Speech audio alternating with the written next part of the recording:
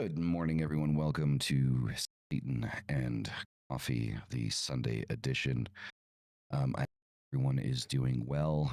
Kind of a hefty topic this morning that we're going to be talking about. And I say we because we have a special guest and a very good friend of myself and the channel. You all know him as Mave. How's it going, man? Good. How are you doing? I'm all right. I'm all right. Yeah, I love how when people do podcasts, like even myself, like we'll be sitting here talking for a half an hour, and then like when we start the show, it's like, yeah, hi, how's it? And like we haven't been talking for like the last fucking hour. Who are you again? Yeah. Right. Altar of Darkness, welcome. Hail, good to see you. Good to see you. So, to kind of start out this morning, so I actually did an early revision of the outline for today's show, because I think there's something pertinent to talk about. So I put a post about this in channel. Actually, let me go to that. Go to that post, so I can read that post really quick. Because it's something like this as everyone knows, this isn't a political podcast, but sometimes, unfortunately, religion, spirituality, and politics overlap, unfortunately. So the post that I put up a day ago is I really wanted to avoid commenting on this, but as a born and raised New Yorker, I feel I have to with some of the things I've been seeing online. I've seen a lot of people celebrating the idea of New York falling under Sharia law. As someone born and raised in New York, with most of my family still there, this honestly scares the hell out of me. I lived in Istanbul for 2 years. I loved it. The people were incredible. I built lifelong friendships. And here's the part no one wants to say out loud. Not one person I met supported Sharia law being enforced by the state. They knew what it actually meant. They didn't romanticize it. They didn't treat it like an edgy social theory.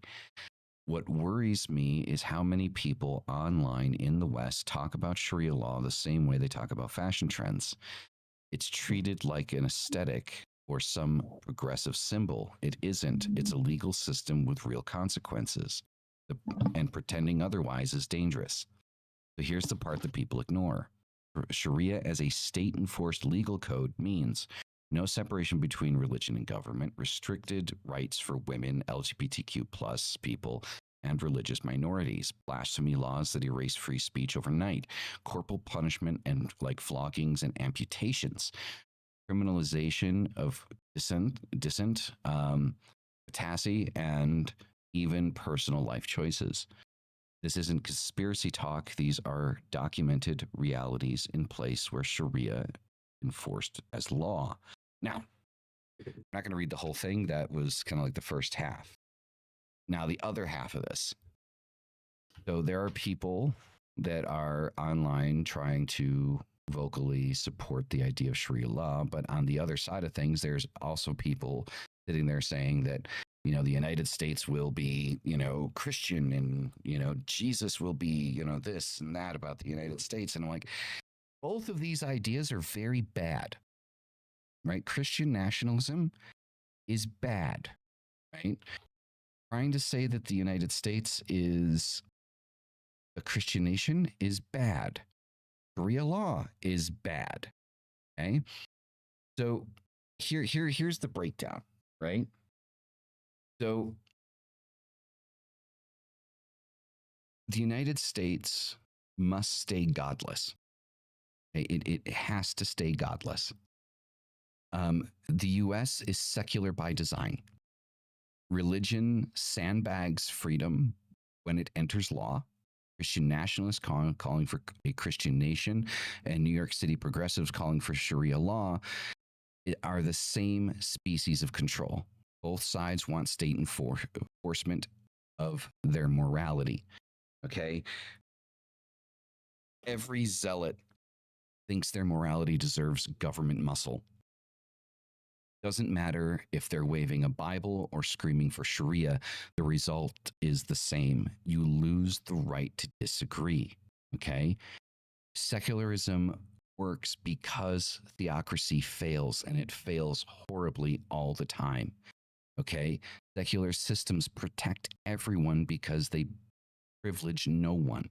Theocracy punishes anyone outside the dominant faith. Okay? And this is documented, this is proven. Dogma cannot coexist with freedom, right? This is why a lot of people believe that Islam doesn't function with westernized society, because Islam, at least from from a fundamentalist point of view, right, cannot separate itself from its dogma and exist in a system that doesn't enforce its dogma legally. And anyone that's a Christian nationalist is doing the same thing, asking for the same thing. Their dogma cannot coexist with freedom, right? Once scripture becomes law, autonomy dies. Okay, so secularism isn't anti religion, it's anti hostage taking. It stops people from using their gods as a weapon. Okay, I mean, Maeve, what are your thoughts? One nation under God is my first thought when we started this conversation. That's it. Again, I'm Canadian. I'm not gonna fucking lie. So I don't have. So's Tom McDonald. Yeah, I don't kidding, right? I don't. But you know what? I really love the ideals of the U.S. At least that mean something and mean stand for truth and justice. American way, which is having the freedom to do what you want, to live the way you want, to believe what you want, and respect other people to do the same. That's important to me. But when people go back and say, well, we're one nation under God, well, God is this, then you're trying to take away other people's freedom to believe and to act and be. I don't know enough about Islam to really say one way or other, but that conversation has been online. I'm not going to go into myself. You brought up some points, but anything that takes away freedom from anyone is unjust, regardless. I don't care. Yeah, I mean, couldn't have said it better myself. I mean, that's the basis of it, right? Like, when you try to include religion into any government body, any religion, doesn't matter which one it is. I mean, if you go back, I mean, the whole reason, like, even if you read the Bible and you want to talk about Judaism, you know, in the Bible, like the story of Jesus, I mean, Jesus was the great liberator, right? Like, I mean, he was the one with the whole idea. Like, if you look at the fundamentals of the story, you know, Jesus is a human being, not as the Son of God. Um, basically came around telling like the Jews, like, hey, you're kind of going above and beyond here. You're like, you're kind of crossing the fucking line, like telling people what they need to wear and eat on a Wednesday and a Thursday and like what time they need to shit and stuff like that. And if you don't, it's sacrilege, Like, I mean, they had a law for every day of the week of what what you were supposed to wear, what you were supposed to eat, all of these things. So throughout history, we have seen that, when we mix religion into politics, into government, things go to shit. Like, always. You dehumanize someone who doesn't believe you, and then or believe like you do, and then you get rid of them slowly, Mm-hmm. either through violence or other means. Mm-hmm. Exactly. So it's just, yeah. And how this ties into today's episode, right? Because there is a tie-in here, right? Okay. So today we're going to be talking about Lucifer, Samael, and Satan. And I call it essentially the Luciferian Trip Tique, or The three daddies. The three daddies, right? Or like even like kind of like the Luciferian triple goddess kind of concept, right? Obviously, the maiden, the mother, and crone thing. But so how does this tie in, right? So Lucifer is illumination. We know this, right? Knowledge over belief, reason over revelation.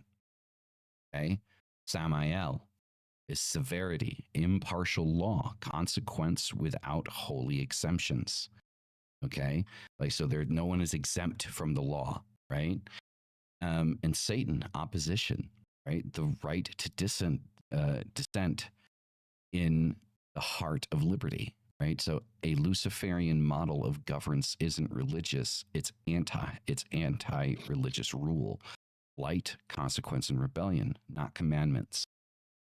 Right. That's how I look at it. That's how I tied this in. I think that, and I'm not sitting here saying that, like Lucifer, Samael, and Satan should be included in the Constitution. Like, I mean, that's not what I'm That'd getting be at here. interesting. Right. It would be. That's not what I'm getting at. What I'm getting at is, the fact that we as Luciferians don't look to push what it is that we believe onto other people and don't believe that what other people believe should be pushed on other people, right? At any level. And like spiritual existence is something so subjective and so deeply personal, which is one of the primary reasons as to why it should never be included in government, right? One nation under darkness, right? So a Luciferian, like, so why the left-hand path supports secular government? So the LHP rejects submission. So it rejects theocracy. Theocracy is submission, right? It's submission to somebody else's ideal, somebody else's belief, right? Freedom of belief requires freedom from enforced belief, right? Religious rule always ends with bodies under it. So you cannot be sovereign under someone else's scripture. End of story. Mhm. And that is why, in the left hand path, in general, as a philosophy, secular government is the only type of government. So I stand with my earlier statement that the United States of America must always be and must always remain godless. Now that's going to piss off the Christians, that statement right there. Good chance. I don't think there's any way that we can safely integrate religion and law, especially when, and we see it online many times, is people will cherry pick the Holy Bible and pick certain phrases and whatever and say this is this, but the whole book you can flip through it and find contradicting sort of statements to support whatever thing you're trying to push at this point on this day at this moment. Mhm. So until we can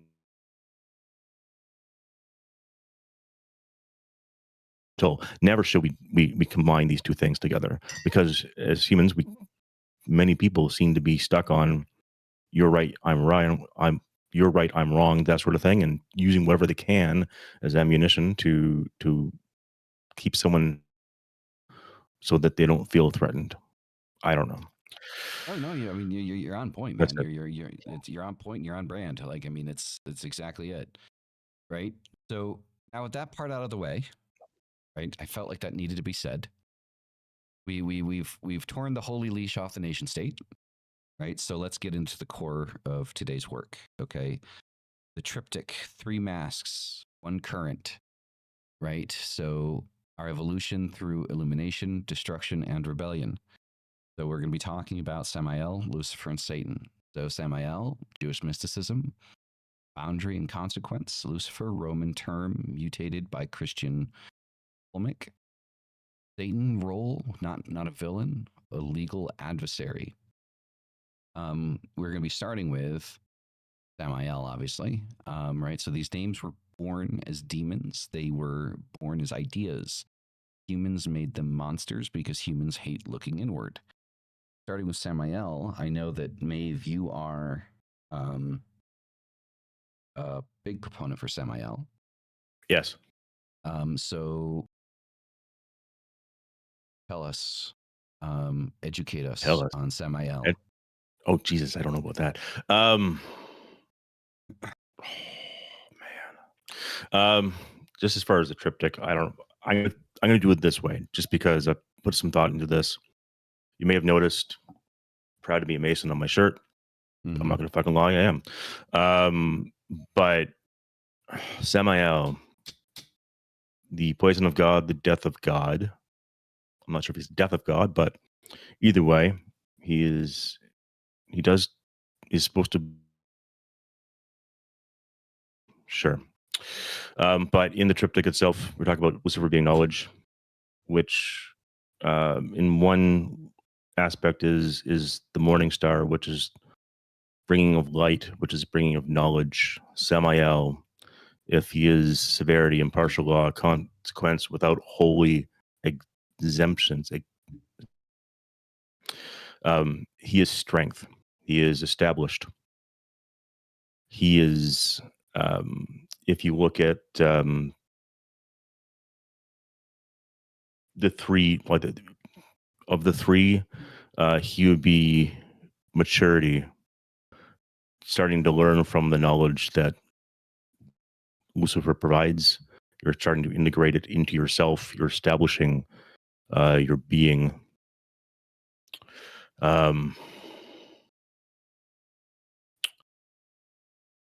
My brain is everywhere, dude. It's all good. It's all good. It's just roll with it. It is for him, for me.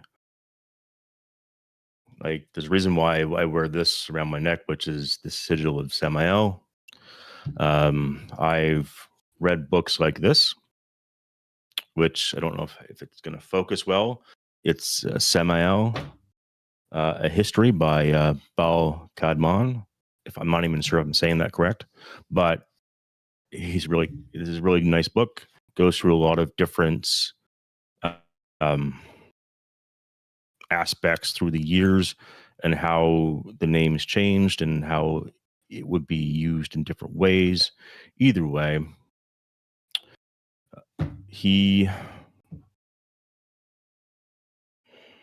I'm trying to think of the best words here.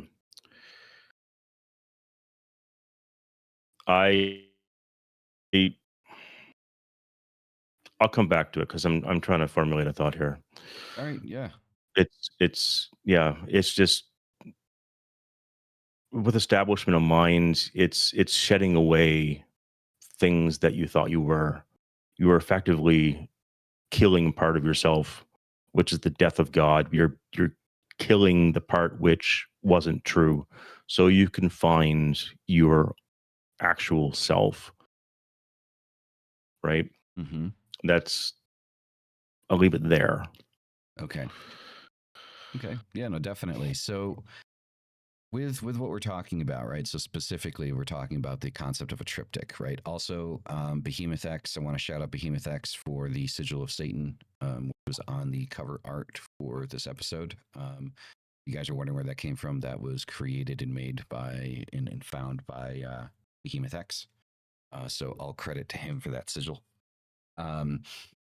So we're talking about a triptych, right? And like I mentioned in the beginning, this is kind of like my concept of how these things work, and there are definitely supporting details, throughout when it comes to looking at them not inherently as separate entities, but as different faces of the same current, right?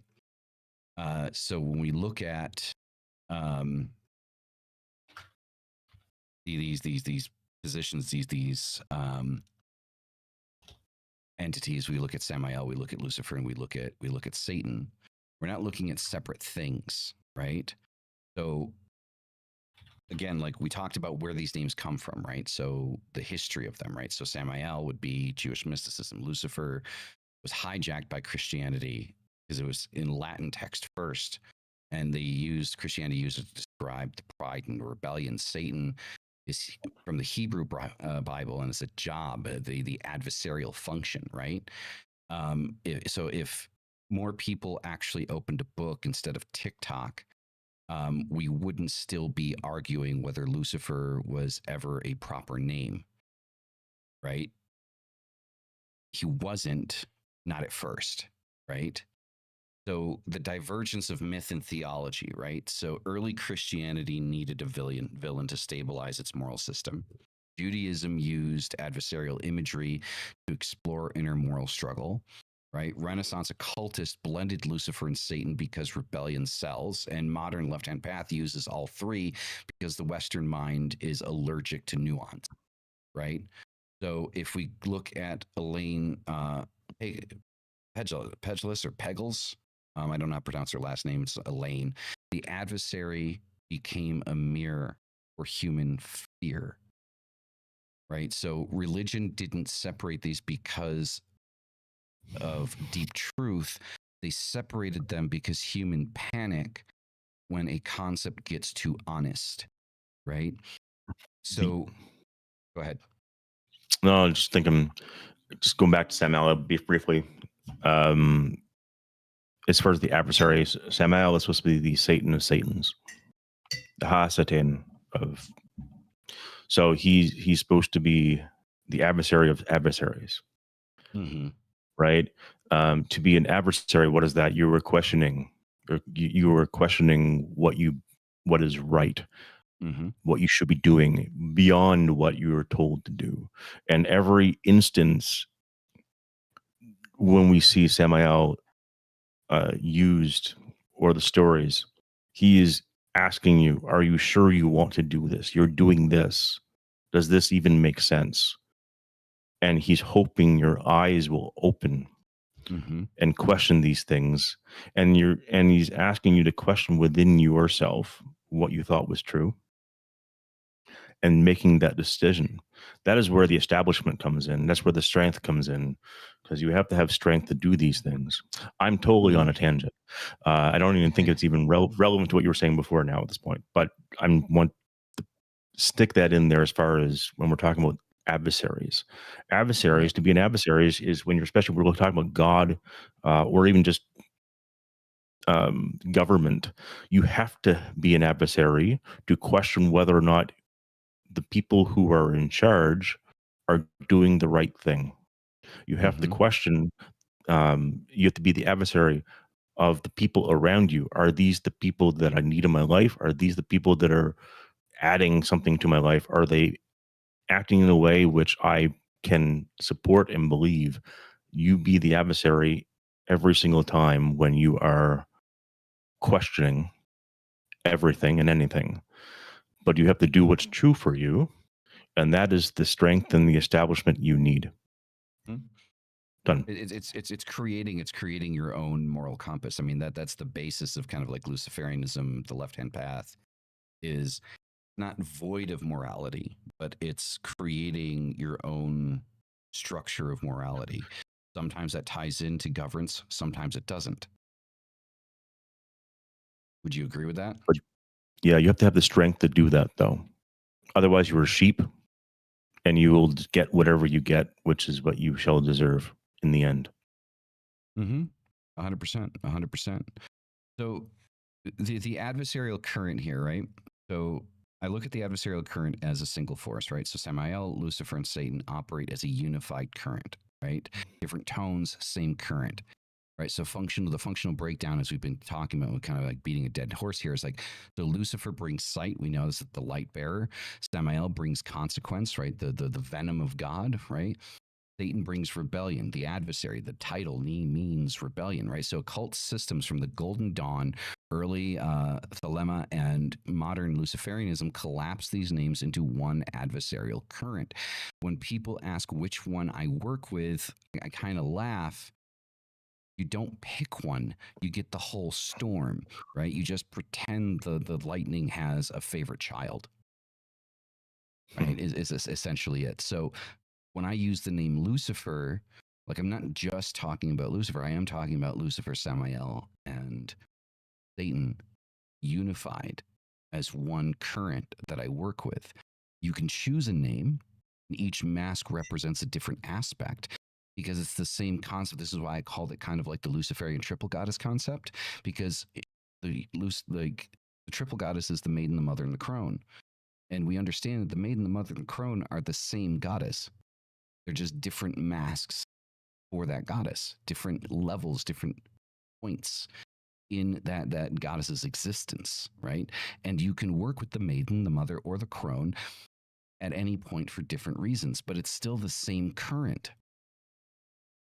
Right? It's still the same goddess. It's not a separate goddess, not a separate being, right? And Samael, Lucifer, and Satan are that for the left-hand path and Luciferianism. And it's not What are just your that thoughts on we that? work. It's not just that we work with the maiden, mother, crone, or that we work with Lucifer, Samael, or Satan. Is that we actually embody the aspects of those in the right scenario and the right time as needed to continue our growth and to continue our involvement with society and our friends and our family, even to strangers. And they may not even know what is going on, but when we're looking for justice and being the adversary when we need to, when we're standing up for people who need to be stood up for, we are embodying the best and most important parts of all three at the same time. It's nice to say that we work with things, but until you do, it means nothing. Yeah, no, 100%. I kind of like, I believe that when you first come to an entity or a being, there is a level of reverence, maybe even worship. And I think, yeah, respect, I think is probably the better word. I mean, it should be respect.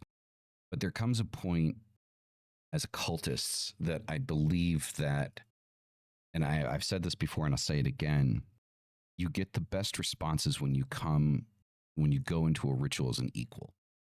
Like understanding that we're all spiritual beings. And this is where the idea of work with comes from, right? Because worship and reverence and stuff like that, that's a Christian concept, because the idea that God is all powerful, there's nothing more powerful than God.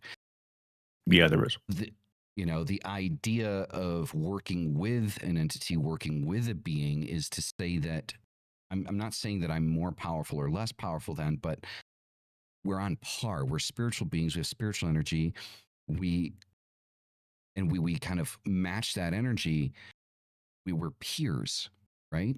And this is where the idea of work with comes from. Why a lot of us, and I think we've lost touch with this when we say we work with something, because when we say that we work with Lucifer, we work with Samael, we work with Satan, we work with Belial, we work with Amen. Only use that term if you're going into ritual with the understanding that you are on an equal playing field with the entity that you are invoking. Because think about it. Think about this for a second, right? Worship and reverence in that sense belittles you and belittles your power, says that you are less. But you're the one invoking this thing. You're the one calling this thing into your space. Right? So if you aren't powerful, if you don't have the energy and the ability, then how in the hell are you calling this being into your space? Because of a candle and a couple of fucking herbs? No. It starts in here and here. That's the thing. I speak to things 24/7 in my mind. I have whole conversations. I have more conversations in my head than I have in real life. Not to say that that's a psychological thing, but I have conversations. I play out interactions in my head. And it actually helps me focus. When we look at the triptych, the Lucifer, the Samael, the Satan, and we embody these three things, as Lucifer, I'm seeking knowledge. I am established. I've accepted my role in that I am looking for light, which is knowledge. I am open to the instruction. I am accepting of that instruction because I am an initiate. I am new. I am learning. When I am established and I've learned enough, I become Samael, and I know what is true and what is not for myself, and that is now established in my being. And this is a process I think we do every single time. You are never, ever done. So you always will come back to being Lucifer and Samael. You will eventually become Satan, and you've established yourself. You now know and can use that your knowledge to empower yourself and to change your life. That is when you become Satan in your own life. You are the adversary of all, but in the end, everything that you have and are is true to yourself, and that is all that matters, because everyone else can fuck off. I hope that's safe for YouTube. Yeah, I mean it's the vibe of Satan but coffee, man. So yeah, it's that's it. I have the background, like I said, with masonry, and the triptych is there too, not in necessarily the same way, but it is there. You have your you have an initiate. You have where you come in, you start learning, then you start doing, and then you are. In the end, much like when you look at the tarot, you have Yikin and Boaz. So you have two towers, two pillars, and in the middle you have the high priestess, if I'm correct. It's been a while, but I can picture her. She's in between these two pillars. So one pillar is Lucifer, one pillar is Samael, in essence. In the middle, you have Satan. You have in balance both of these things, and you are under control, and you're sitting there, and that is you. That is one way of thinking it. That's how I see it. I've been seeing that for a while now. I think I've probably totally changed the topic, but maybe not. Let me know. I'll leave it there. Keep going, man. Keep going. Like your explanation it's tight. Keep going. It is. I'm thinking, man. Now that I feel like my eyes on me, but no, it's a process. It's a never-ending process. You can look at the triptych as youth, manhood, and age. When we lose youth, but we're always going back to it. The person who lives forever is the one who understands how to be youthful, to have that knowledge, that seek of knowledge, that seek of light. Even though we've grown and we're adults, I'll say man because I'm man. Regardless, as an adult, we're told by society to lose shit, and we should never lose it. We should never lose our youthful eyes and appreciation for life and knowledge and light, and keep looking for it. But society, which is the one that wants us to combine church and state, wants us to forget that, so that we lose our power. And their power is coming back to understanding that we're always children, we're always learning, we're always Lucifer, we're always seeking the light. And when we stop seeking the light, we are only within darkness, and we are led by others who cannot lead us properly. They will divert us from what our inner power, that inner flame is, right? I'll stop there and let you continue. Yep. And for those, so Tree Sap says that Freemasonry is fascinating. Well, I mean, you can't get any better than a head of a lodge, right? So the gentleman said, like, whatever. On the show here, he is a head of his own lodge. So it is what it is, but yeah, I'm not going to go into too much here. Well, yeah, I mean, you're not allowed to, are you? Like, no, I'm not going to go into Masonic stuff, but the secrets are secrets for a reason, because it's meant. Well, it's like you can't know your path until you walk your path. Mm-hmm. That's the easiest way to do it. And this is applicable to any path, right? You can say it, you can say all the words, but it won't mean anything to anyone until you've actually lived it and thought about it. There's agree and ways of thinking that if you stop and consider it and think about it and apply it to your life, the way Lucifer and Samael actually want you to or teach you Mm-hmm.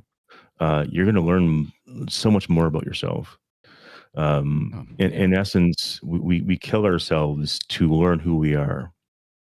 And that's so true. Mm-hmm.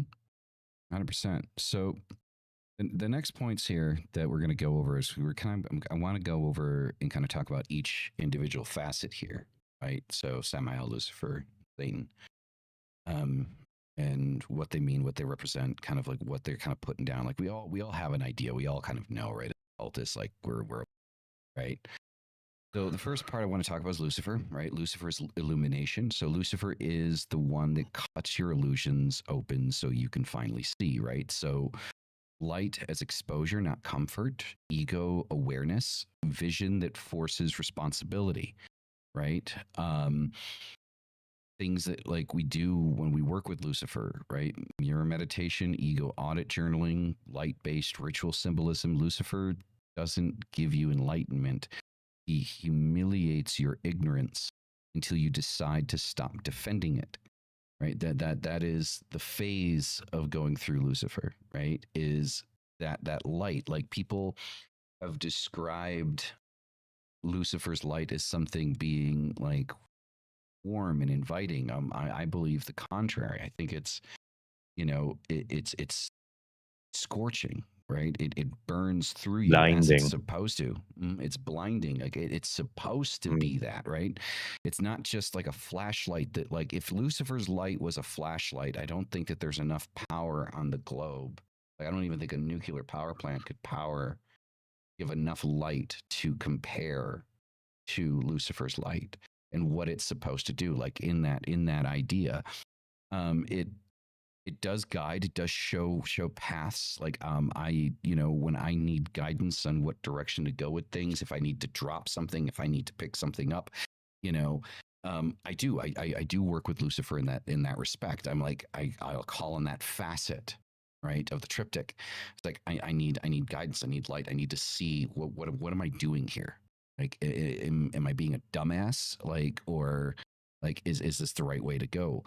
And a lot of the times with my work, it doesn't come as a voice. It doesn't come as, a dream, but it comes as a sensation, a feeling, an emotion, right? That like something that was repressed comes back through. I was like, okay, that's what I need to focus on, right? Sometimes what you need to focus on is, you know, family. Like, it's not something for self improvement necessarily, but you need to focus on the people around you. Like, very recently, in a ritual that I did, with Lucifer, um, you know, that's what kind of came through. It's like, what am I missing? What do I need to be focusing on? And, I had this uncontrollable desire to, be close to my family. And that was my answer. Right. And a lot of this is being open to the things that you're being told, because sometimes you're told in very subtle ways, right? Which are easy for you to deny or easy for you to pass up, um, because you want to redivert focus. But if you're asking for focus or what you need to focus on, and then you start to get a sensation or a desire to focus on something that isn't what you were focusing on, you kind of need to listen to it, because you just asked the motherfucker to show you what you need to focus on. Right. So if you have something that's diverting your focus from something frivolous, then that's the point to look at. And no, Lucifer's not the devil. Like, No. I mean, I'm not going to give you shit for asking the question. It's a legit question. People that are just starting out might not know. If you really want to be technical with it, Lucifer's first appearance was in Latin, and he became a Roman god. And then Catholicism took him and decided to start using him as the devil, because it just worked, right? So unfortunately, most of the things that we're talking about, because of the Abrahamic triptych, right, the Judaism, Christianity, and Islam, a lot of the things that we call on and we work with have been demonized. Because they're old gods. A lot of them are. A lot of them are just old gods that have been demonized and used, by modern Abrahamic belief to justify their morality, right, and to instill fear into the populace. Honestly, I think was it LaVey or was it Manson? I think both of them said this. That Satan, the devil, Lucifer has been the best friend the church has ever had because he's kept them in business. Like if people are not afraid of hell, right? And eternal fire and gnashing of teeth and all of that glorious shit, then I don't think anyone would show up to church on Sunday. Right? Because people show up to church for salvation. What do you need salvation from? You need salvation from yourself? Like that's the idea that the church pushes, is you need salvation from yourself, right? Like your very existence is surrounded by guilt, right? The original sin concept, right? So your very existence is something to be guilty of. The instincts, and the other aspect of this is like, if God exists, God asks you to feel guilty and beg for forgiveness for the way he designed you. Think about that for a second. Like just let that sit in your mind for a minute. You are being told that you need to ask for forgiveness because God designed you to be it's a losing battle from the beginning. Right? You need to fight every instinct that God the Creator gave you, because every instinct you have is something that you need to feel guilty for. Because if God the Creator created everything, that means every single instinct you have was instilled in you by God. And then God tells you need to ask for forgiveness for those instincts. So, it's a contradiction from the get. And I'm sorry. So that is, if God is real, he is the most pretentious, egotistical son of a bitch to ever exist. Flat out. Because who makes something and then tells it to be guilty about its own existence because you made it a certain way? I made you this way, but you need to feel guilty for the way that I made you. You need to ask for my forgiveness because I made you feel this.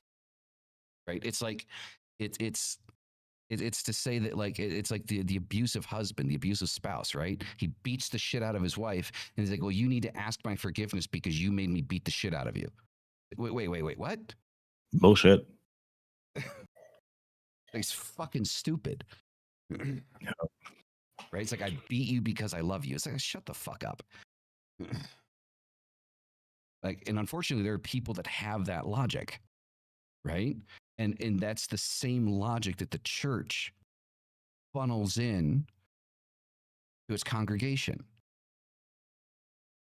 And so, to make it a little bit more palatable, if you go with the New Testament, God made you one way, but Satan tempts you to be another.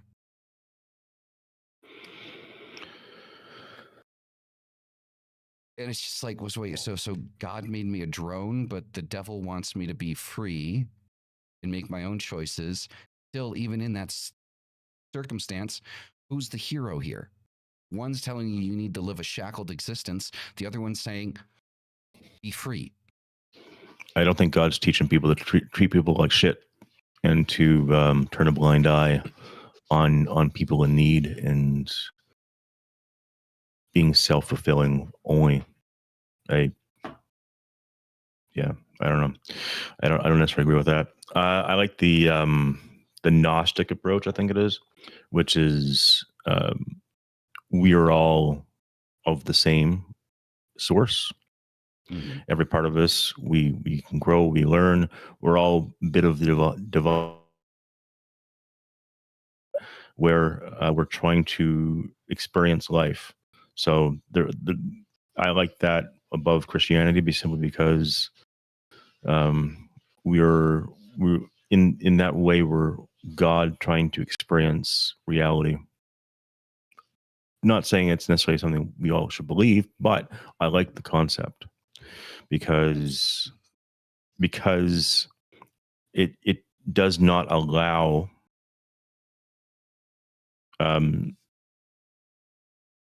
it doesn't prevent accountability, because you're still learning. You have to learn how to deal with reality and people and yourself. I don't know. It feels a little bit better than expecting someone external to yourself to solve all your problems.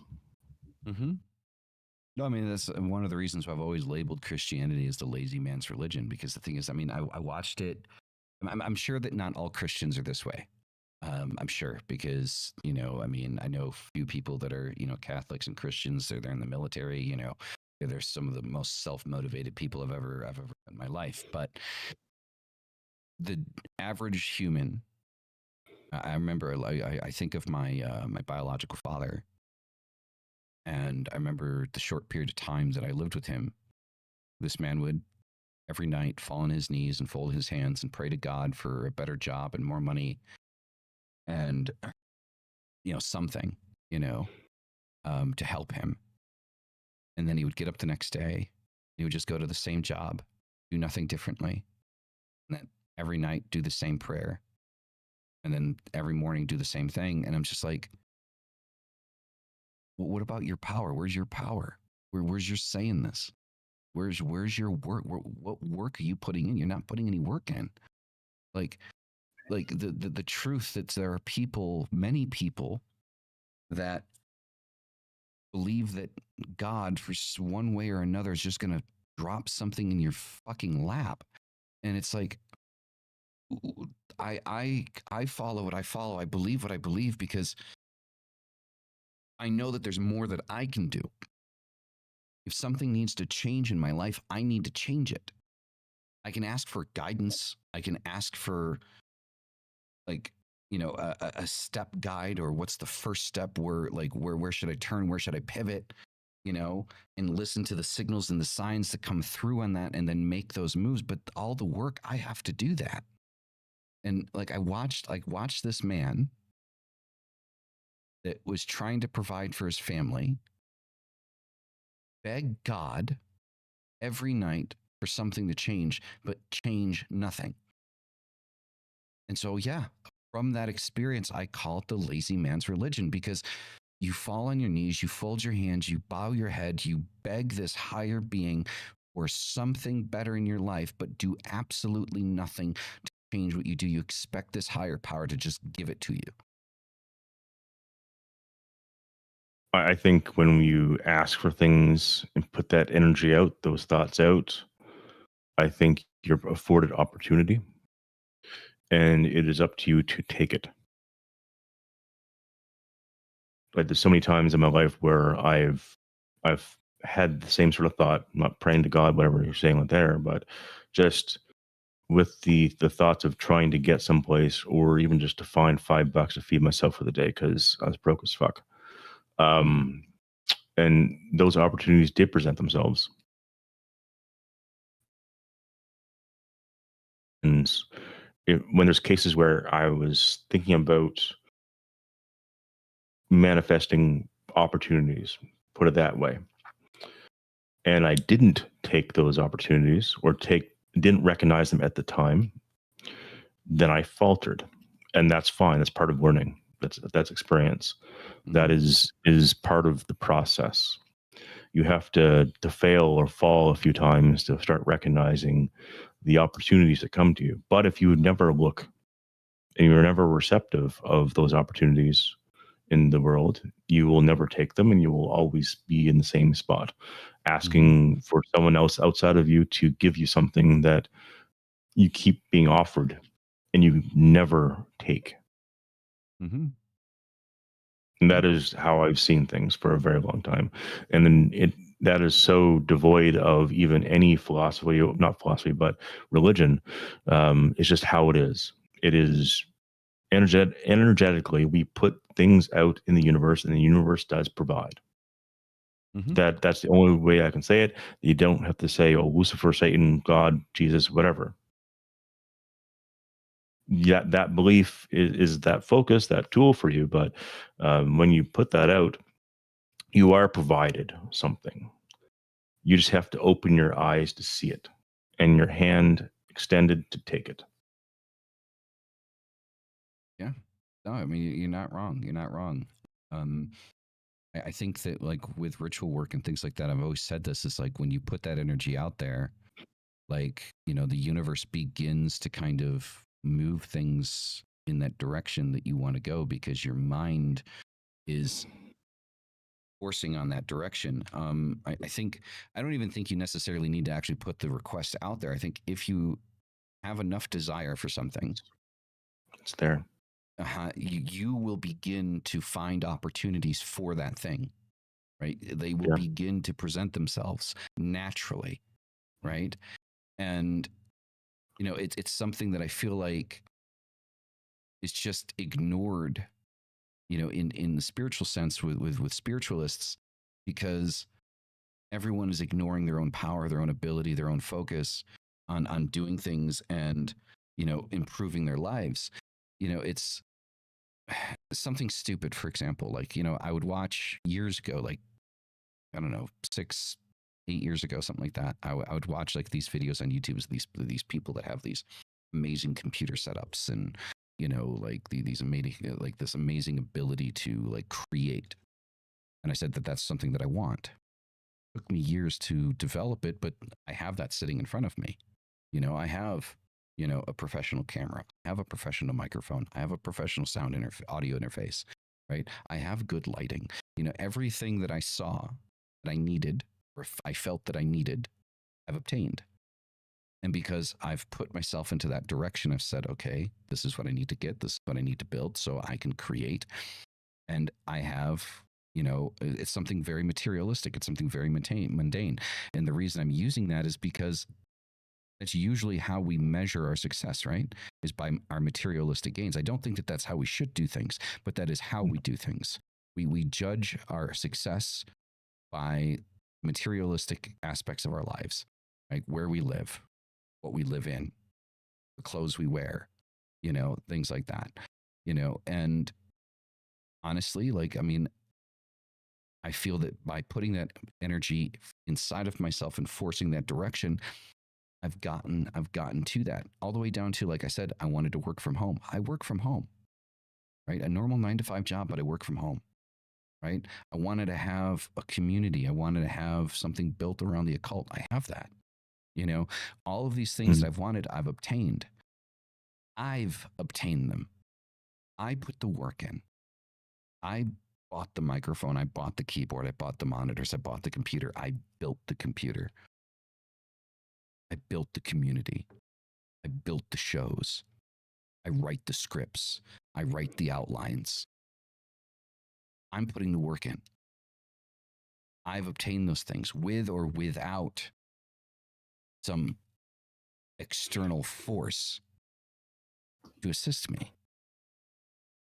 And so the one thing that I've always appreciated about the left-hand path, about Luciferianism, about Satanism, about all of these different, paths, is the focus on self, the self-deification, the understanding that those things that you want to obtain in your life, you are the end all be all of where your life goes and where your life is. And understanding that is the ultimate power that you will learn on any of these paths, regardless of being theistic or atheistic.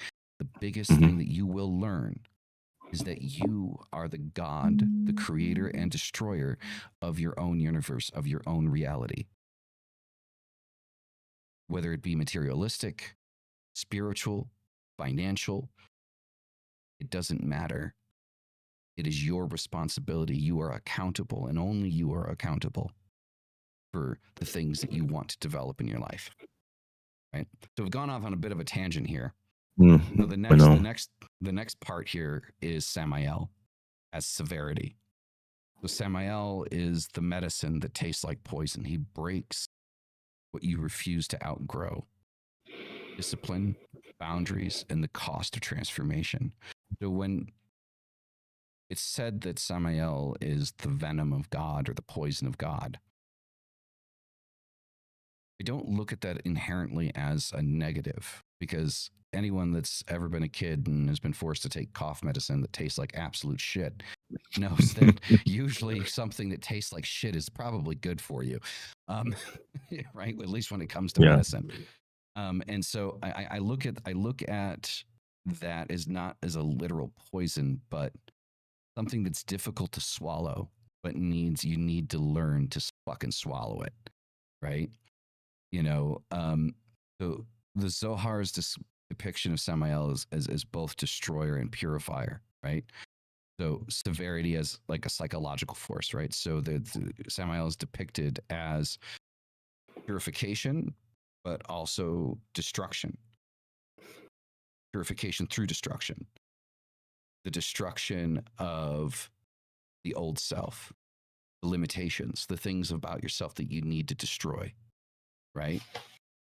So practical aspects would be, cutting dead habits, structured shadow confrontation, accountability rituals are things that we would do with Samael. Samael is not cruel. You just cling harder than he has patience for, is what I would say. Right? So most would describe Samael as kind of like a cruel force, when trying to do shadow work and grow through these types of things. Samael is one of those masks of this triptych that is the mask of this triptych that does not have the patience to deal with your whining and your complaining of wanting to hold on to your old self. If you're still struggling and you're still holding on to your old self, you're not ready to go through the mask of Samael. That's going back to Lucifer to burn that away and then go through the full destruction and cleaning, the purification of the old to be reborn. I don't know, May, would you agree with that assessment or no? Yes, definitely. Breaking stagnation, I'm not sure if I have a thought on that one, but it's true. Stagnation is death. Mm-hmm. Not to say we have to keep moving constantly, but we must keep growing and learning and doing. Purify through consequence. I can tell you I've learned more through failing and falling down and picking myself up and dealing with the hardships which I have in my life than not. Ignoring that inner voice, whatever you want to call it, and dealing with those consequences when I've not listened to myself. That's a lesson needed. I have destroyed myself so many times. This is rather interesting because creates through destruction. I have thought even before really paying attention to Lucifer, Samael, or Satan, those concepts in my past. I've even said that I've torn myself down and built myself back up a few times in my life as needed. I think that's a good thing. I think we should do it more often. Because it forces you to question what's really needed, valuable to your life. And I guarantee we hold on to so many things that are not required. Sometimes it's just memories, and it's bad memories. They're holding you back. You need to get rid of them if you can. It's easier said than done. Things like that.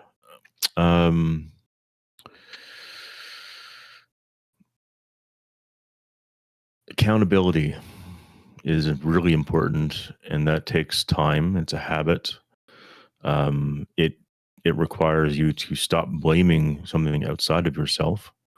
And the one you're talking there before me, one thing that keeps going through my head is that, and this goes back to, like, if you want to say within us, like,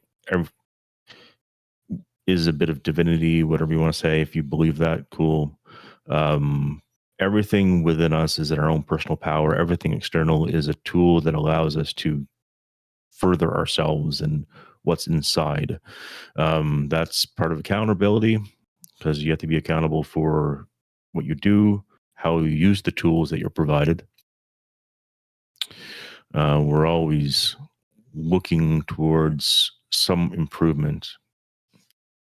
We don't always get there that we see right away, but we do make improvement, and that habit of cutting what is not needed is required, and that's a daily thing that you more or less have to do. And it doesn't have to be something huge that you cut every day, but it is something that you do different or continue to do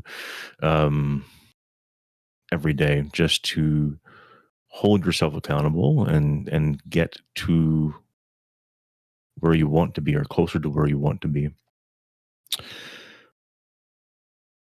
Sorry, I'm responding to somebody in the chat.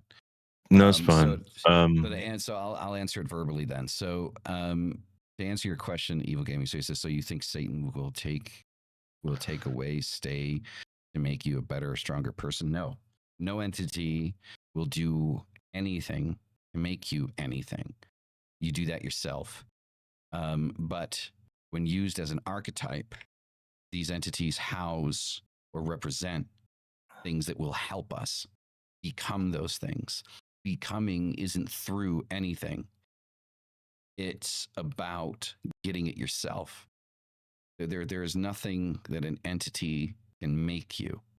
That's a Christian concept, this idea that you are strong through God, right? That God makes you strong, that Jesus makes you strong. That's a Christian Abrahamic concept, right? Every Abrahamic faith echoes the same essence, that through Yahweh or through God or through Allah, like, you become this thing. They do nothing. No entity does anything, gives or takes. If you lose something, you lost it because of your own folly. If you gain something, you do it because of your own strength.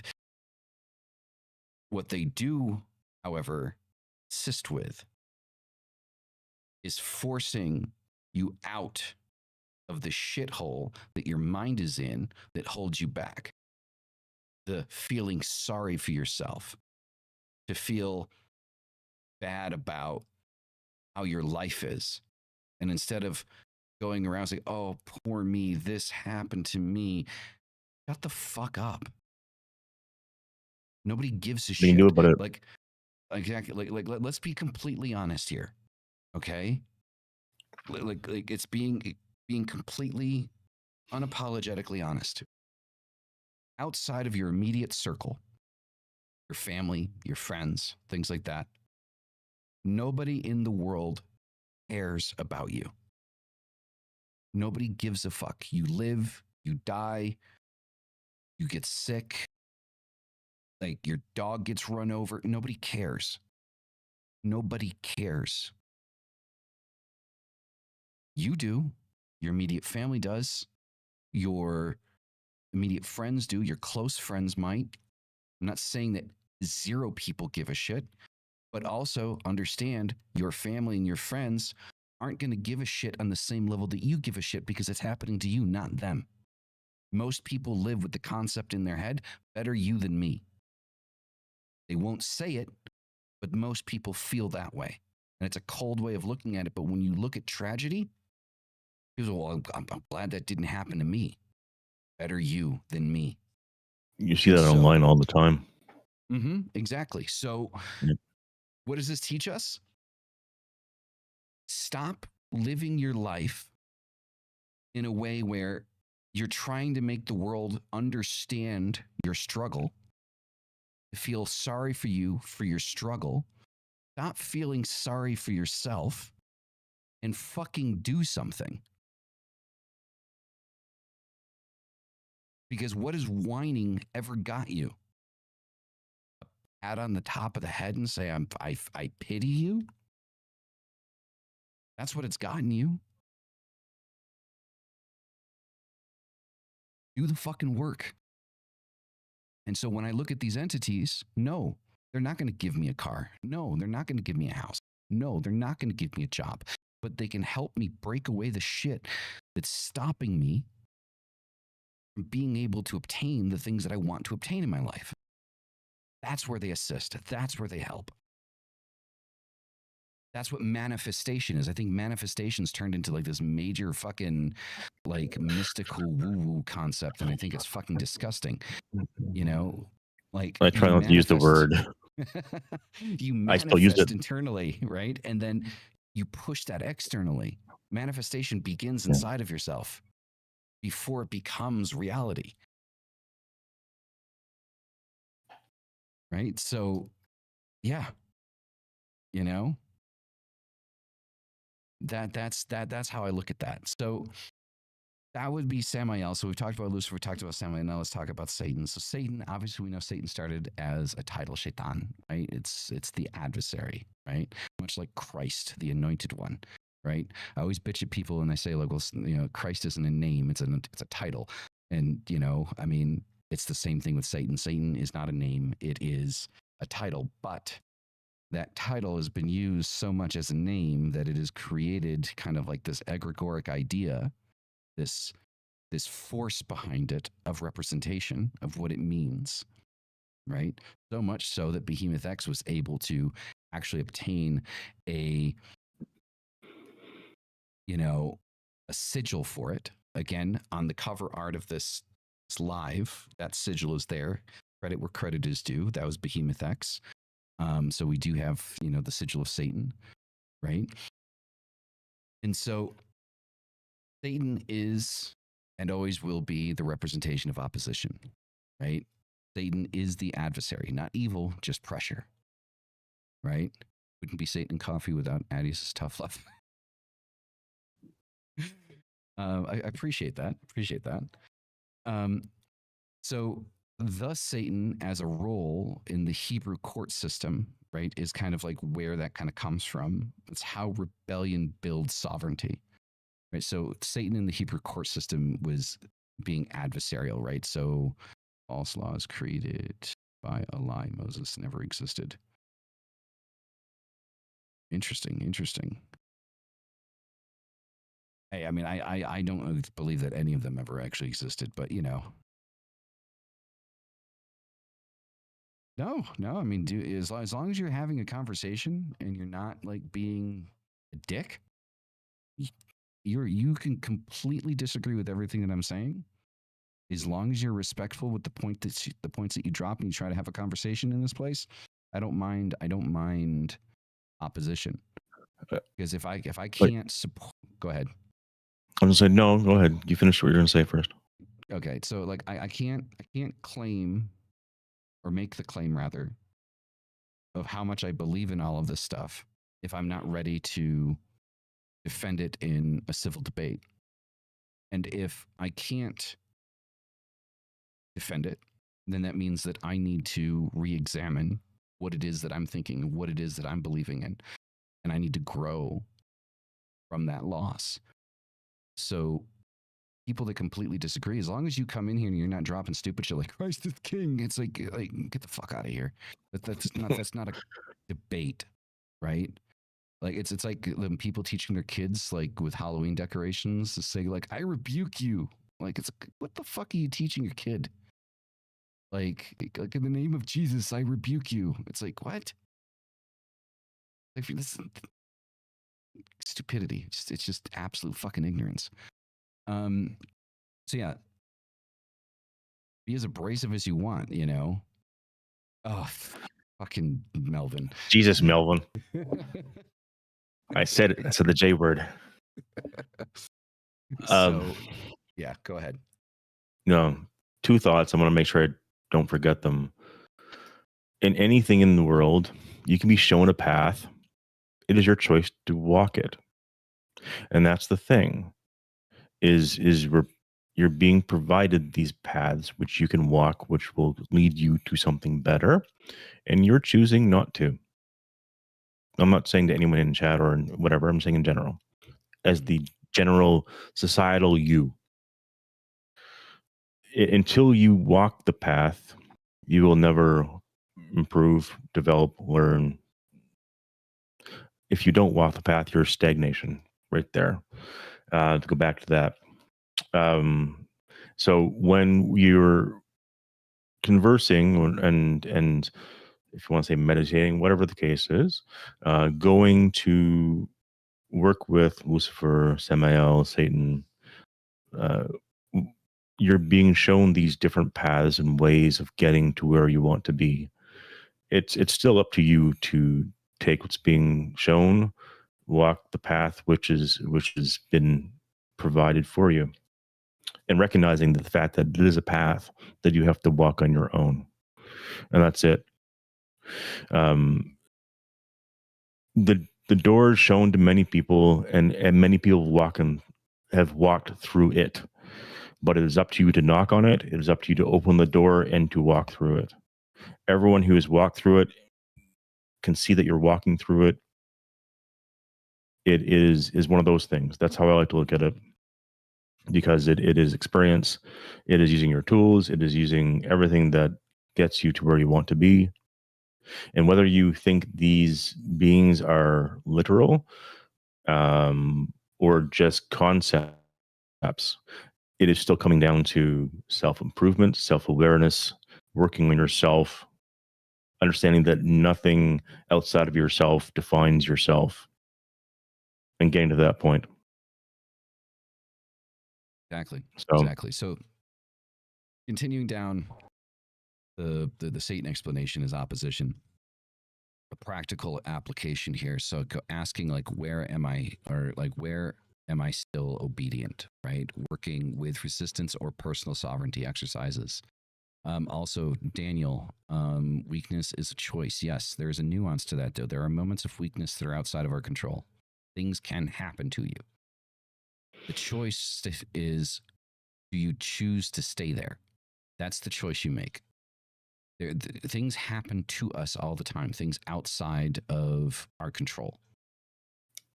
Regardless, we are incapable of being able to calculate every possible risk of everything that we do. And sometimes things will happen to us. The choice is something happened to you, now do you choose to stay there? And that goes into the feeling sorry for yourself. Usually when you choose to stay there is because you've created a place of comfort away from the pain, away from the discomfort, away from the struggle. And you choose to stay there because it's easier than dealing with the bullshit that surrounds it.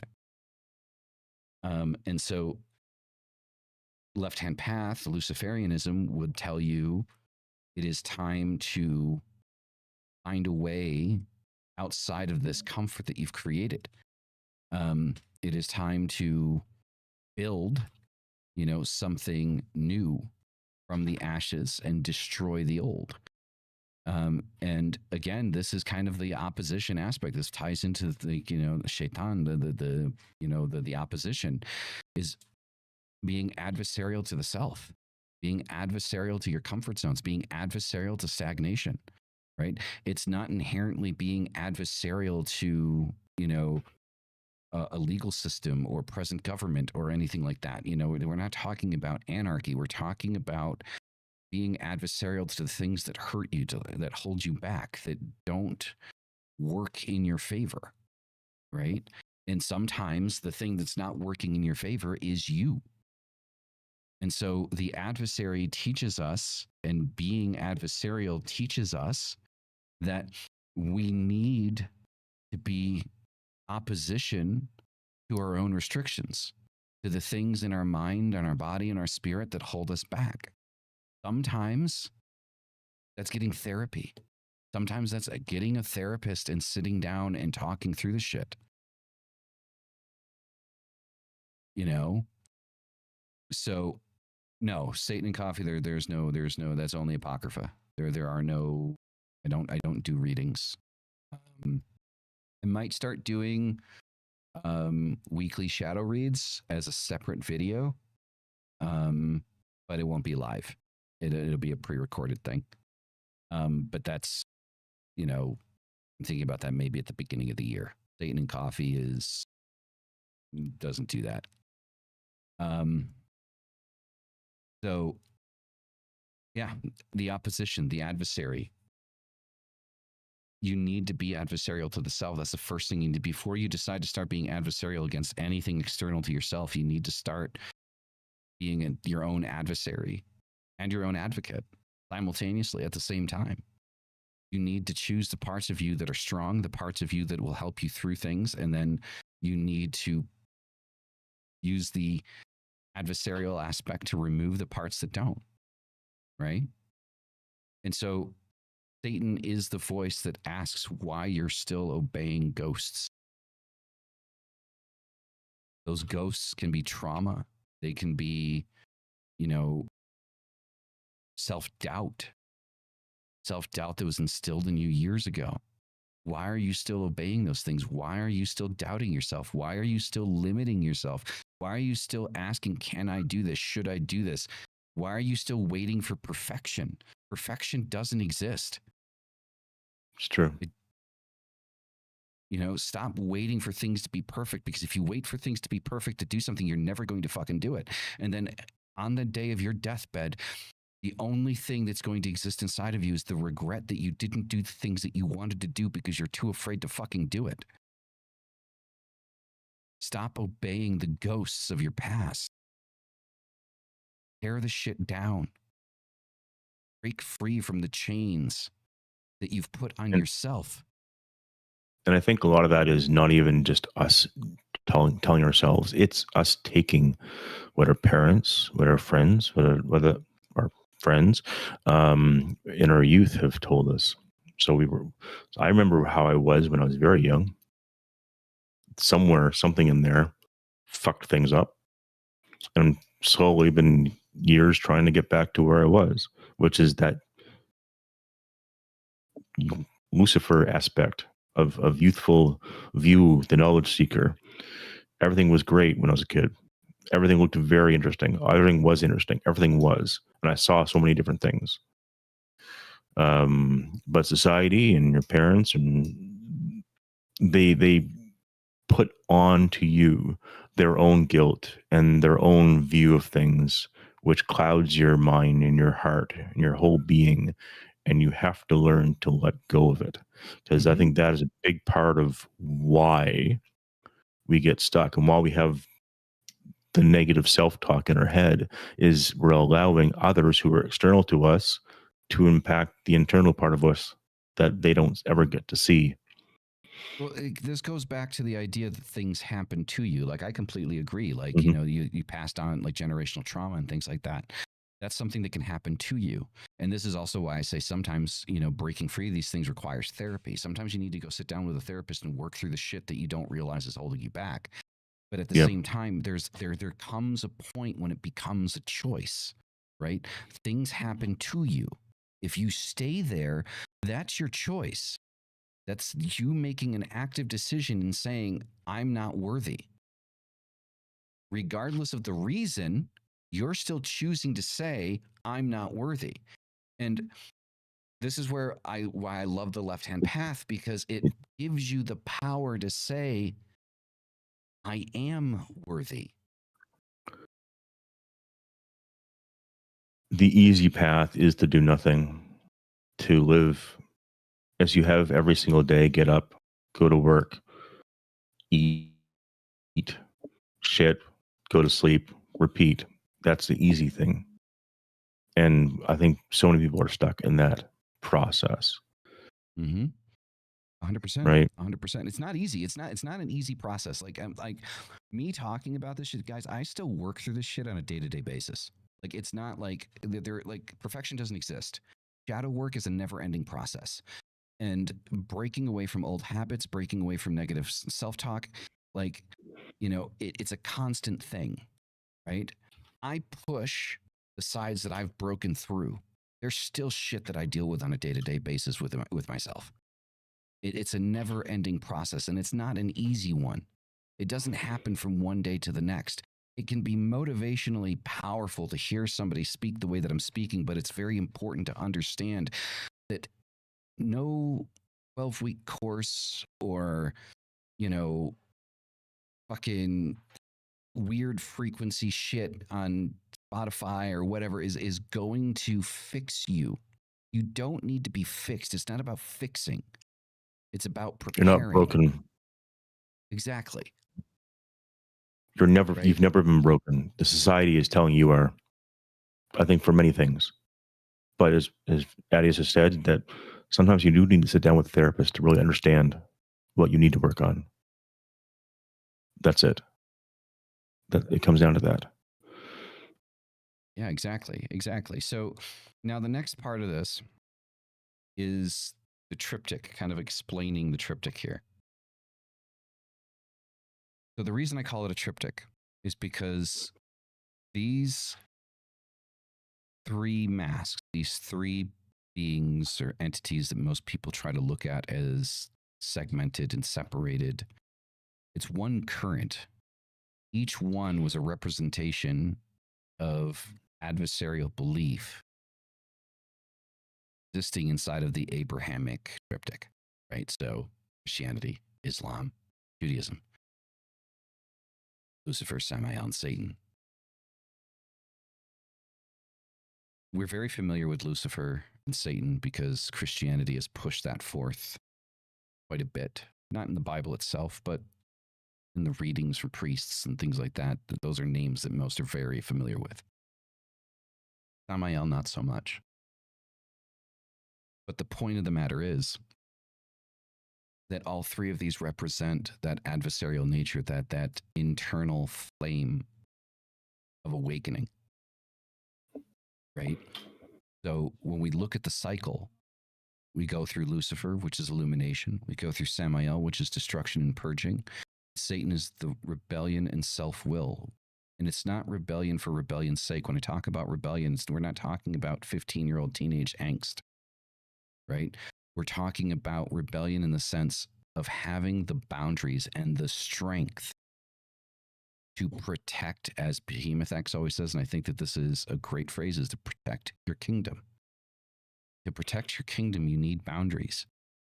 You need to say no and not feel guilty for saying no. Say, this does not enter my being. This does not enter my space. I will not allow it. Right?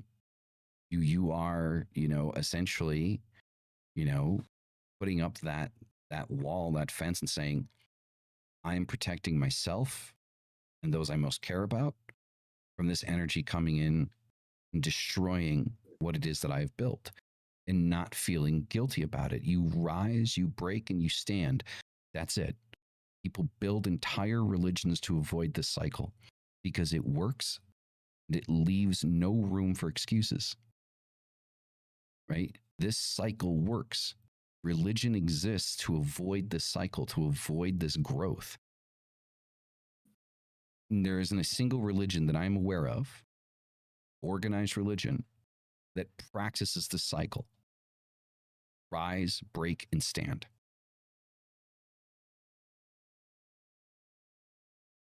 And that is the primary point when we talk about shadow work. Shadow work, when we talk about shadow work, we're directly talking about Jungian psychology.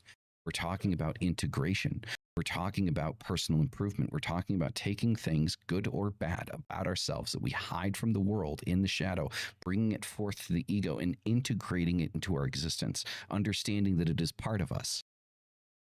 Lucifer, Samael, and Satan are key to that process within the Luciferian structure. Sorry, my brain farted there for a second. I couldn't remember the word. And we need to learn that it's not a bad thing to take ownership of our mistakes, of our failings. So it's like what Maeve said earlier is like, he's learned more from his failings than from his successes. And it's the same with me. I've learned more from the things that I failed at doing than the things that I've been successful at. you need to make friends. It's like Gary Vee says. Gary Vee is somebody that I follow and I respect greatly, right? Is, you need to make friends with failure. If you want to be successful, you need to make friends with failure because you are going to fail a shit ton before you succeed. Maeve? One sec. Where are we working at? Looking at the cycle or the parallels working? I get nothing right now, honestly. Okay. That's cool. Yeah.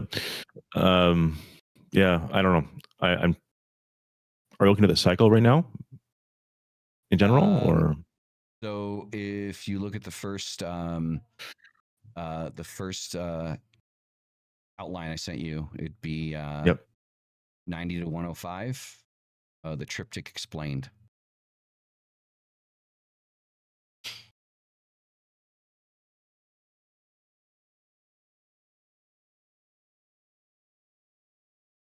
Yeah, I'm out there. It is a cycle though.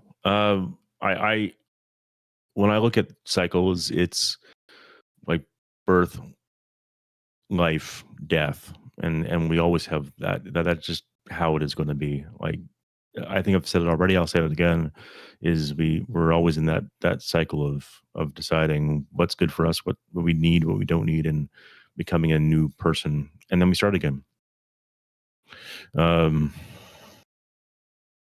Yeah, I can't think of those right now, honestly. I'm sorry. No, it's all good. So the other aspect I kind of want to talk about, and how I've looked at this, right, is earlier on in the show I explained this triptych as kind of like almost being like the Luciferian triple goddess parallel. Right. So the triptych mirrors the triple goddess cycle, not gendered, non-feminine, exclusive, like an archetype. Okay. The Lucifer would be kind of like the maiden, the awakening. Samael would be, in my opinion, the mother, the creation through destruction. And Satan would be the crone, wisdom born from ordeal, right? And so why this matters, why this parallel matters, because it explains the fluidity of the current, right? It explains why the left-hand path practice rejects hierarchy, right? It validates cyclical self-transformation. It's a process that continually happens. It's the basis of my life coaching that I provide, right? The LHP life coaching, the Infernal Compass. Like the basis of that, it's cyclical. Like I tell people, like I tell all of my clients, you work through the 6 pillars, but it doesn't stop when you finish it the first time. Like the first time you go through it, it's a walkthrough, right? It's something that you begin to apply to everything, in your life continually, right? All your comments went away. I mean, I can see your comments. I can still see them too. Yeah, I can still see them. I mean, I don't know why they went away, but I can still see them. Like, I mean, the last one's like in Rev. I was in a program when I was a kid, and in this program, they had to use sound to sync my each side of my brain called me sync both sides, left and right path. Interesting. Well, I mean, I think we all exist on the left and right hand path. Like using the left hand path, like I think people focus on that way too much.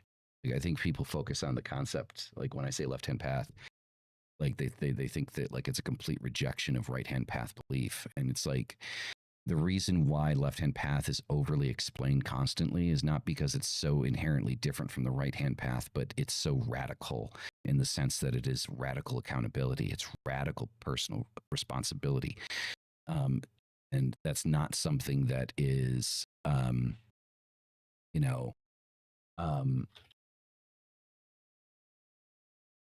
is inherently focused on the right hand path. Not that, if there might have been some words in there that might have gotten your comment booted. I just don't have mod view open, so I can't see it. Because there are quite a few phrases and words that I have in my banned section. Because people like to say stupid and irritating things. But it. So when we talk about the left-hand path, I don't want people to think like it's because there's like this inherent rejection of the idea of the right-hand path. I think we all of us exist on both paths simultaneously. Regardless, even if you consider yourself left-hand path like myself, right? I do consider myself, a dedicant of the left-hand path. Like, I mean, I practice. I'm a left-hand path occultist. But because my focus is the left-hand path doesn't mean that the right-hand path ceases to exist or is not a part of myself. It's just the part that I decided to focus on. And I think people kind of need to stop like having this assumption or this idea, not you, no reply, but everyone in general, that when I do focus on the left-hand path and I talk about the left-hand path, I'm not intrinsically rejecting the right-hand path. I'm just choosing not to talk about it because, to be quite honest, it's not that interesting.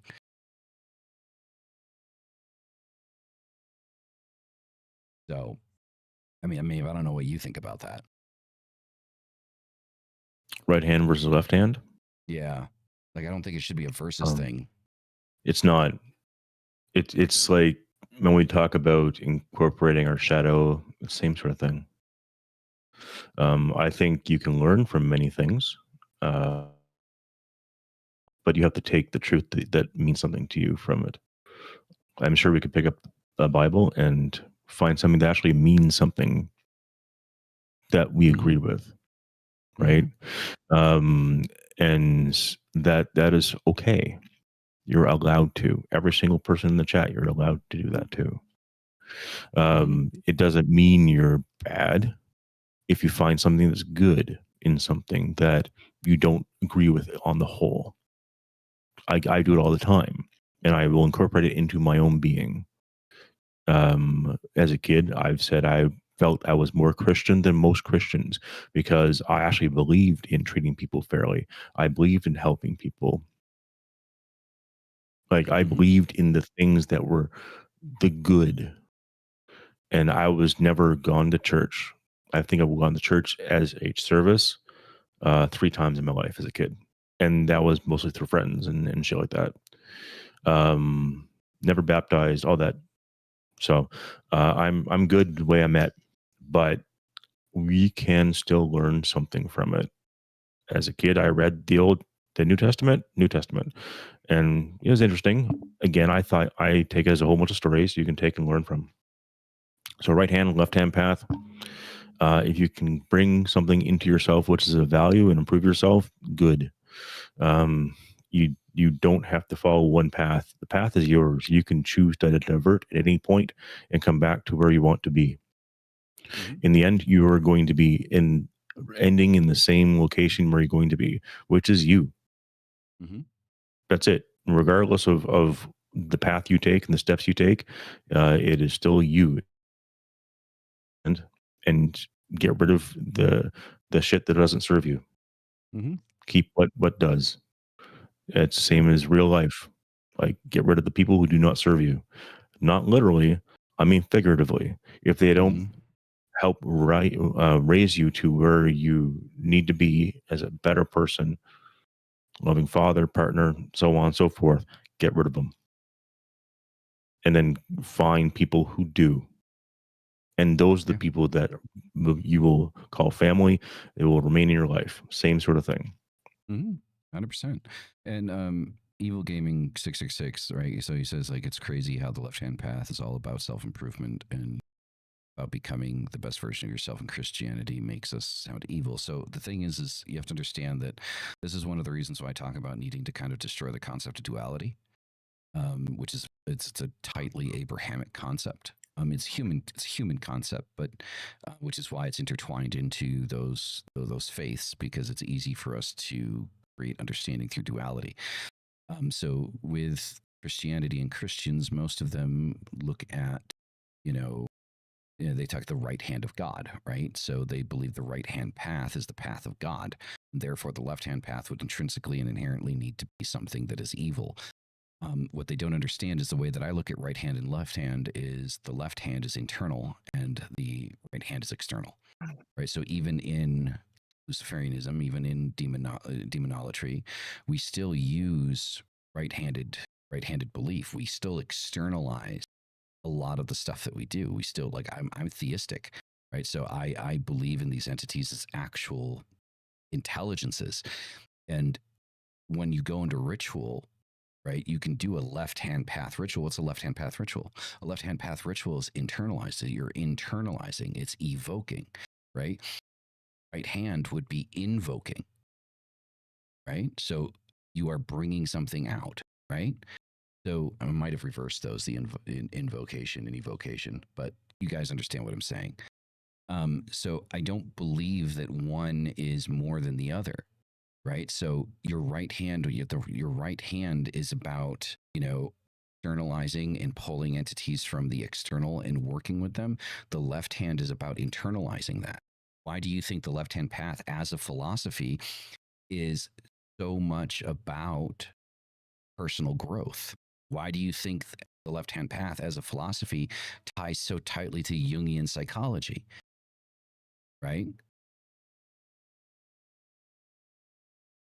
Is this legal on YouTube? What are you talking about? Is this legal on YouTube? Is YouTube legal on YouTube? I don't know, man. Is YouTube legal on YouTube? So, you're going to have to elaborate on that. Is this legal? Is what legal? People having a conversation about belief? Oh, no. Right? Belief's scary. Oh, you're talking about things. Oh. He just wet himself. So, it's that is my concept and my understanding of left and right. So yes, we practice both. Even in demonolatry, we practice both right and left because we work internally and externally. Can't avoid it. The conversation of, the left-hand path is just focusing on the internalized part that most people refuse to look at. Right? Most people don't want to work on themselves. It's the hardest part of the occult, of uncovering the hidden, is the hidden parts of yourself.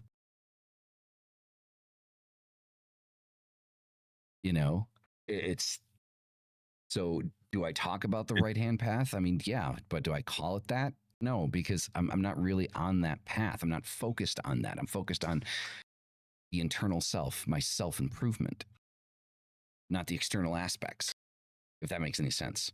I mean, I don't, Maeve, do you agree? Do you disagree? No, that makes sense. I was holding my hands up for a reason, because left and right, and regardless, it's still me in the middle. Mm-hmm. So you can't get rid of your right arm and just use your left. You have to use a bit of both. Part of you, regardless of what you say. Yes, you can focus fully on the left, but you're still going to have, like you said, aspects of the right hand path to further your ritual and whatever. So it's one of those things. It's like it's like the checkerboard of black and white squares. We're all that same board, but we have these different aspects that we have to incorporate into ourselves. Same sort of thing. I can't cut off my left hand despite my right hand. I don't serve myself. You have to learn to use both or incorporate those aspects into yourself. Exactly. So, I mean, and here, okay, because I know that I need to say this. We're talking about left hand and right hand metaphorically. So if somebody's, has for some reason, please, yes, missing an arm or something, like phantom hands, man. We're not talking about physically. We're talking about we're talking about this metaphorically. Allegory. This is an allegory. Right? Allegory. I know somebody down the lines will be like, "Well, what about people that don't have arms?" It's like, oh, shut the fuck up. Like I hate the fact that I have to like explain the obvious to people. Like you still have a left hemisphere and a right hemisphere, most like, you know, so it's like, come on. Your brain is left and right too. So Exactly. So, you know, it's just more of a, metaphorically speaking, it's an easier way to understand things. So yeah, now that that's out of the way.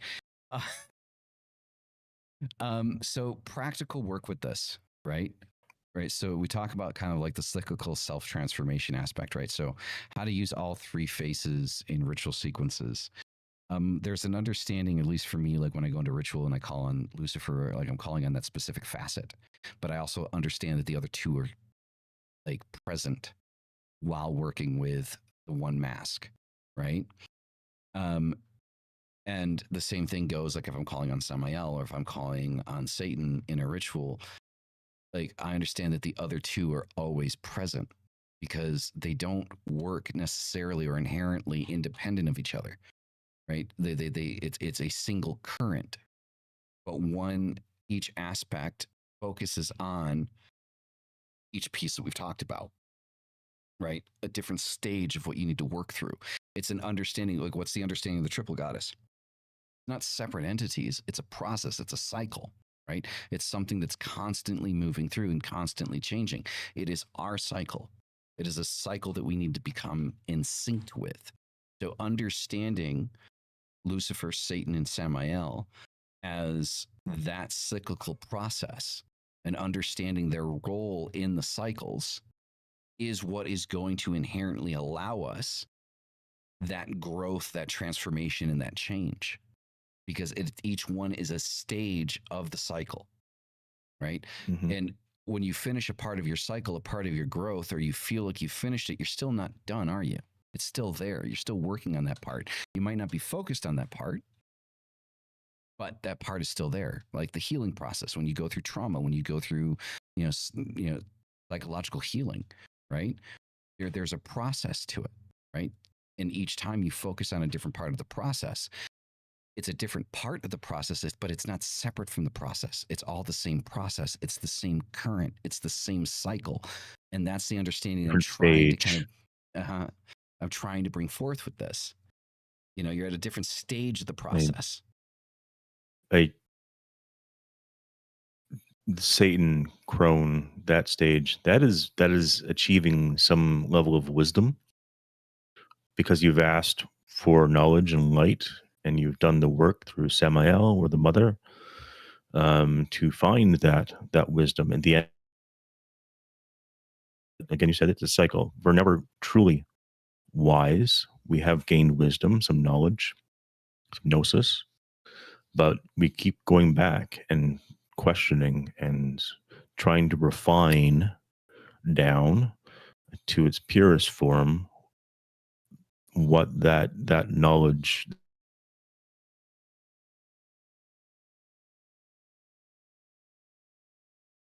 the energy, left hand, right hand path, left hand, right hand. I see left and right as energy giving and receiving. In the middle, I'm processing, and in the end, it's something more than it was when I started. Exactly. And so to kind of like close out, like what I think, like what I wanted to say here, this part was like, you aren't worshiping them, right? You're recognizing the pattern they've carved into humanity since the first primates stood up angry. You're recognizing that this cycle is always a part of you. And even if you're not focusing on the cycle, you're still going through it. It just becomes the reason why therapy helps to get through trauma and things like that is because it helps you recognize the process and what needs to be done and what needs to be focused on. So it allows us to kind of go through the process in a smoother way. When we don't have that help, when we don't have that focus, and we don't understand fully what it is that we need to do, there's usually a lot of bumps along the way. And this is where we can fall into things like, self-destructive behavior, drugs, things of this nature, using and abusing relationships and friends and family and things like that, because we're trying to find an out. We're trying to find our way through the process. And so until we understand what the process needs to include, what we need to be wary of in our process and in our development and in our growth as human beings, as spiritual beings, as material beings. You know, we do show and, you know, partake in these self-destructive behaviors. Knowing the path, knowing the process, knowing how to reuse the process is what is going to help us break through, right? And, you know, I'm an advocate. I think everyone should be in therapy. Regardless of whether or not you've had the perfect childhood and everything is hunky-dory in your life, I think we all need to be in therapy, every single one of us. Like, every human being on the planet needs to be in therapy, even the therapists, right? I think all of us would benefit from being able to work through our shit, right?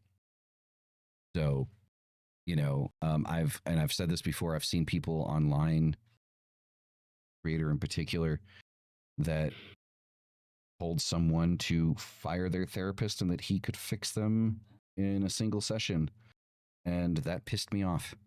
That offended me. That's the type of thing that offends me. That's something that offended me, was someone telling someone in struggle that had a therapist to fire their therapist, and that person could do a better job. That is so dangerous. I will never suggest that to anyone. And if anyone ever does suggest that to you guys, I promise you that it's snake oil. Your self-improvement takes time. It could take months, it could take years on one thing, on one thing. And or you can never get over it. Depends what you're working on, right? We're all different. So yeah, don't believe that shit at all. Yep. So with that being said, I think that's going to conclude the episode. You guys have been fucking amazing. I thank all of you for being here. All the new faces that popped in, you guys are fucking awesome. Thanks for being here. I hope you enjoyed the show. And just so you guys know, Satan and Coffee is every Wednesday, Friday, and Sunday. So Wednesdays and Fridays is 6:30 Mountain Standard Time, 7:30 Central Standard Time in the morning. So on the Wednesdays and Fridays, and Sundays are, well, the time that we just went live, which I think is 10 a.m. Central Standard, 9 a.m.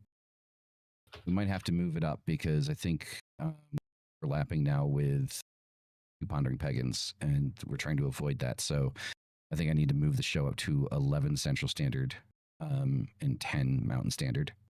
So there's the time changed recently. So I think starting next week, guys, you'll start seeing seeing Satan Coffee at 11 a.m. Central Standard, so 10 a.m. Mountain Standard.